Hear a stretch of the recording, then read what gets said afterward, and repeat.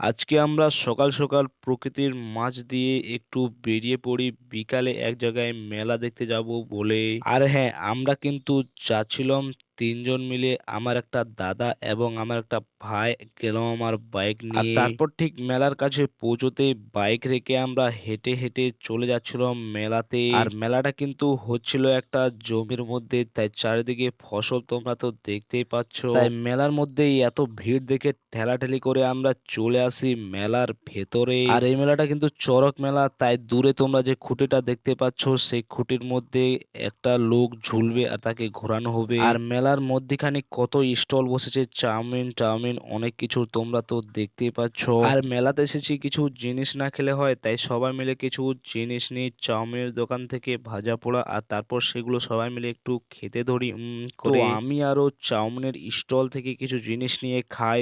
তোমরা আমার চ্যানেলটি সাবস্ক্রাইব করো ভাই।